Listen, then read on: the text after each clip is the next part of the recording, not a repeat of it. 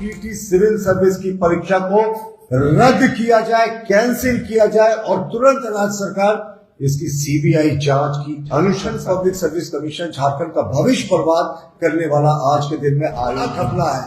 JPSC examination criminal offence से छात्रों के साथ जो संबंधित लोग हैं सबके खिलाफ एफआईआर। सरकार में छात्रों के भविष्य के साथ किस तरीके से खिलवाड़ किया, जांच करावे, दूध का दूध करावे, पानी का पानी का। एससी अपने पारदर्शिता और अपनी क्रेडिबिलिटी को लेकर गंभीर है कि नहीं, ये राज्य के अभ्यर्थियों को स्पष्ट। की रखवाली करने दे तो उसका कितना रखवाली हो पाएगा बेहतर तरीके से हम लोग सब समझ सकते हैं।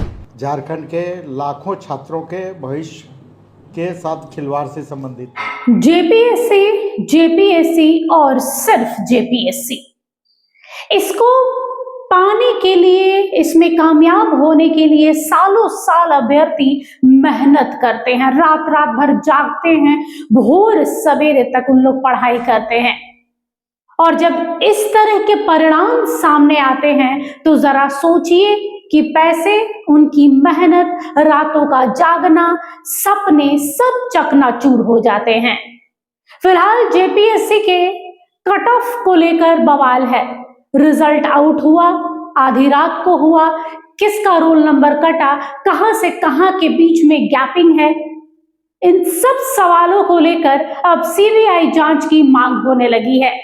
नमस्कार, जोहार चैनल देख रहे हैं, मैं हूं निशा मिश्रा आपके साथ में। जेपीएससी को लेकर जहां जेल केम ने मोर्चा खोला, सीबीआई जांच की मांग की, साथ में ये भी कह दिया कि इसमें कई सफेदपोश लोगों के रिश्तेदारों को भी पास करने की सिफारिश लगाई जा रही है, ये भी खबर है। अब इसके साथ में जहां जेल केम ने मोर्चा खोला, अब आजसू और भाजपा ने भी सीबीआई की मांग कर दी है। जी हाँ, एक ऑटोनोमस बॉडी होने के बाद भी इतना विवाद जेपीएससी को लेकर हो रहा है, तो अब सामने है कि दूध का दूध और पानी का पानी करना जरूरी है और इसके लिए एक निष्पक्ष जांच की जरूरत है। इसके साथ में चाहे आजसू के संजय मेहता रहे हो या फिर भाजपा के नेता रहे हो प्रतुल सदेव, सबने एक ही बात कही है कि यहाँ पर पारदर्शिता की कमी है।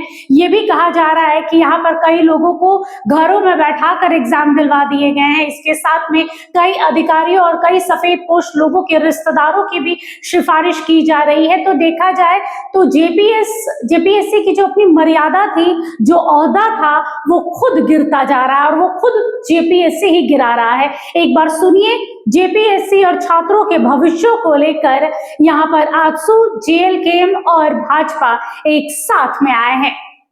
14वीं पीटी सिविल सर्विस की परीक्षा को रद्द किया जाए, कैंसिल किया जाए और तुरंत राज्य सरकार इसकी सीबीआई जांच की अनुशंसा करे। Jharkhand public service commission Jharkhand का भविष्य बर्बाद करने वाला आज के दिन में आयोग बन गया है। बड़ा खतरा है। जेपीएससी एग्जामिनेशन क्रिमिनल ऑफेंस से छात्रों के साथ जो संबंधित लोग हैं सबके खिलाफ एफआईआर दर्ज होनी चाहिए। इस सरकार में छात्रों के भविष्य के साथ किस तरीके से खिलवाड़ जारी है, ये अगले कुछ मिनटों में हम आपको सिद्ध करेंगे कि ये सरकार छात्रों के सपनों को तोड़ने का काम कर रही है, छात्रों के भविष्य के साथ खिलवाड़ कर रही है। अभी आप देखिए, 14वीं जेपीएससी सिविल सर्विस परीक्षा मेन का रिजल्ट आया। उस मेन के रिजल्ट को अगर आप देखेंगे तो इतनी सारी विसंगतियां हैं, इतने सारे उसमें प्रॉब्लम्स हैं और हम आभार व्यक्त करते हैं अपने मीडिया के मित्रों से कि हमें कुछ ऐसे पुख्ता सबूत भी मिले हैं जिससे ये दिखाता है कि जेपीएससी ने इस बार छात्रों के भविष्य को पैसे के लिए बेचने का काम किया है। देखिए, सबसे पहले हमारी मांग है कि ये जितनी विसंगतियां हैं, जितनी गड़बड़ियां हैं, झारखंड पब्लिक सर्विस कमीशन की 14वीं पीटी सिविल सर्विस की परीक्षा को रद्द किया जाए, कैंसिल किया जाए और तुरंत राज्य सरकार इसकी सीबीआई जांच की अनुशंसा करे। मैं रिपीट कर रहा हूं, 14वीं पीटी सिविल सर्विस परीक्षा के जो पीटी के परिणाम है उनको सरकार कैंसिल करे, रद्द करे। ये बहुत बड़ा मांग है भारतीय जनता पार्टी मुख्य प्रतिपक्षी दल के द्वारा और हम सीबीआई जांच की अनुशंसा भी कर रहे हैं। देखिए, हाल के कुछ वर्षों में खास करके हेमंत सोरेन जी के पार्ट 1 और 2 में जिस तरह की चीजें देखने को मिल रही है, उससे साफ है साफ कि पब्लिक सर्विस कमीशन और झारखंड का भविष्य बर्बाद करने वाला आयोग, इसको बर्बाद आयोग कहा जाए तो अतिशयोक्ति नहीं होगी। जेपीएससी का अगर आप फुल फॉर्म देखें तो मौजूदा परिस्थिति में झारखंड परीक्षा संकट आयोग, जेपीएससी को अब झारखंड परीक्षा संकट आयोग करना बेहतर होगा। कितनी ऑब्जेक्शनेबल बात थी साहब। जेपीएससी एक कलेक्टिव तरीके से काम करती है।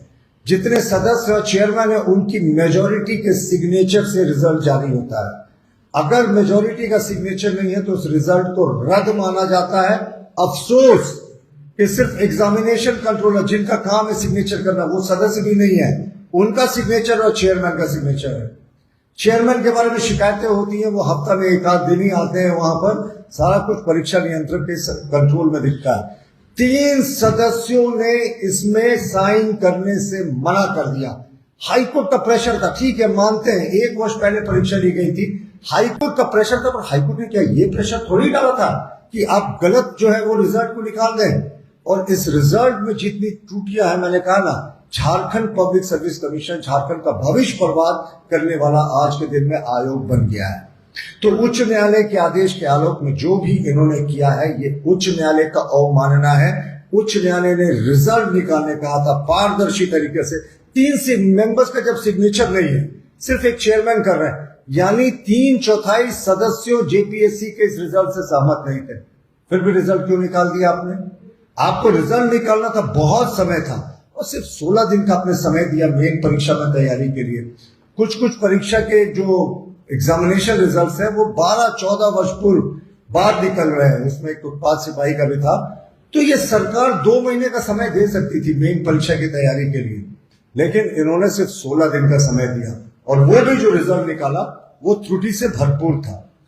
ओएमआर शीट में हम आपको दिखाएंगे सबूतों के साथ कि किस तरीके से बड़े पैमाने पर धांधली की गई है।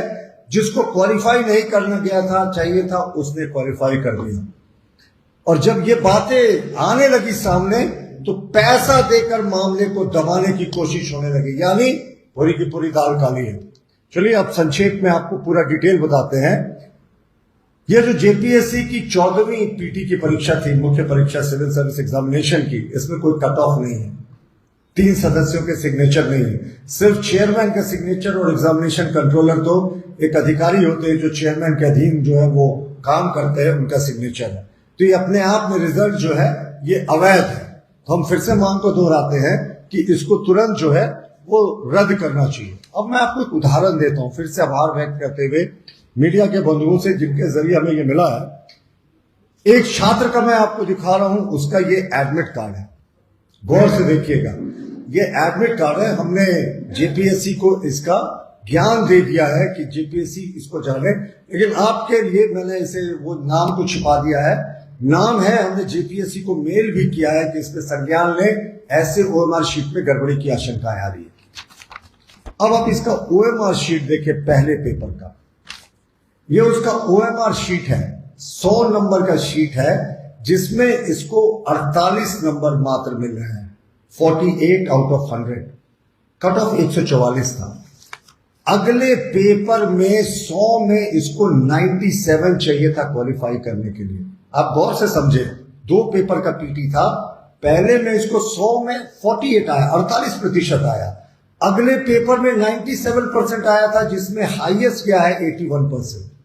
फिर ये कैसे क्वालिफाई कर गया?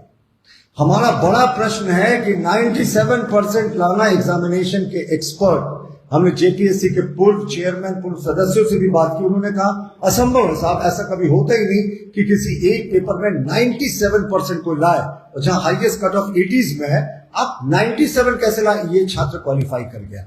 हमने प्रूफ के साथ जेपीएससी को इसकी जानकारी भेज दी है। ये तो एक सीबीआई जांच करावे, दूध का दूध करावे, पानी का पानी करे। कि जेपीएससी अपने पारदर्शिता और अपनी क्रेडिबिलिटी को लेकर गंभीर है कि नहीं, ये राज्य के अभ्यर्थियों को स्पष्ट करे। बिल्ली को मांस की रखवाली करने दे तो उसका कितना रखवाली हो पाएगा बेहतर तरीके से, हम लोग सब समझ सकते हैं। झारखंड के लाखों छात्रों के भविष्य के साथ खिलवाड़ से संबंधित है। जैसा कि हम लोग जानते हैं कि जेपीएससी पूर्व के इतिहास को दोहराते हुए इस बार भी जो 14वीं जेपीएससी है उसके रिजल्ट में एक नया कीर्तिमान स्थापित किया। हम सभी लोगों को जानकारी है कि जेपीएससी एक संवैधानिक आयोग है, एक संवैधानिक संस्था है। और आयोग का मतलब यह है कि आयोग का मतलब सिर्फ अध्यक्ष नहीं होता है। आयोग का मतलब है कि अध्यक्ष और उसमें जो सदस्य हैं, आयोग के अध्यक्ष सदस्य सभी मिलकर यह आयोग बनता है। और आयोग का हर निर्णय आयोग में शामिल लोगों के बहुमत से निर्णय होता है, उनका सिग्नेचर है। तो आयोग में तो ऐसा पहली बार देखने को मिल रहा है कि आयोग का मतलब सिर्फ जेपीएससी का अध्यक्ष होता है, कोई पदाधिकारी या कोई सदस्य का कोई मतलब नहीं है। तो मूल रूप से ये जो रिजल्ट आया है जेपीएससी का पीटी का जो रिजल्ट आया है, ये रिजल्ट ही असंवैधानिक है। इस संवैधानिक आयोग में पीटी का जो रिजल्ट है यही असंवैधानिक है। तो इस असंवैधानिक रिजल्ट पर सवाल उठना स्वाभाविक है। सरकार संज्ञान में ले और संज्ञान में लेकर इसकी सीबीआई जांच करावे, दूध का दूध करावे, पानी का पानी करे, ताकि झारखंड के लाखों छात्रों का इसे भविष्य जुड़ा हुआ के लिए फॉर्म भरना पड़ता है। और फॉर्म भरने के लिए जो आरक्षित कैटेगरी के उम्मीदवार होते हैं, चाहे वो एससी हो, एसटी हो, ओबीसी हो, निश्चित रूप से इन्हें अपने जाति से संबंधित प्रमाण पत्र भी प्रस्तुत करने पड़ते हैं। चाहे वो जाति प्रमाण पत्र हो, आय प्रमाण पत्र हो, आवासीय प्रमाण पत्र हो, ओबीसी नॉन क्रीमी लेयर हो, तो ये प्रमाण पत्र बनाने पड़ते हैं और मेंस के आवेदन में ये सारे सबमिट करने पड़ते हैं। तो मात्र आज रिजल्ट आता है और रिजल्ट के ठीक 16वें दिन से मेंस की एग्ज़ाम शुरू हो जाती है। ये पूरी तरह से झारखंड के छात्र जो आरक्षण के लाभ लेने वाले एससी, एसटी और ओबीसी समुदाय के लोग हैं, इनको सीधे सीधे बाहर करने का षड्यंत्र है जेपीएससी का। तो निश्चित रूप से जेपीएससी इतने कम दिन में, ये आप पूरे देश भर में अगर देखें, देश भर की किसी भी कमीशन में और इवन की यूपीएससी में भी इतने कम समय में रिजल्ट आया। रिजल्ट आने के इतने कम समय में फॉर्म भी लोग बढ़िया से भर नहीं पाएगा और फिर आप मेंस की एग्ज़ाम ले लेते हैं। तो ये एक बड़ा प्रश्न है। तो अब भी जेपीएससी अपने झारखंड के छात्रों के भविष्य के साथ जो खिलवाड़ करने वाला मात्र 16 दिन का जो समय दिया है, निश्चित रूप से अभी भी इस पर पुनर्विचार करें। हम लोग क्यों नहीं मान लेंगे कि बिल्कुल ये सही है, ऐसा ही जेपीएससी ने किया है।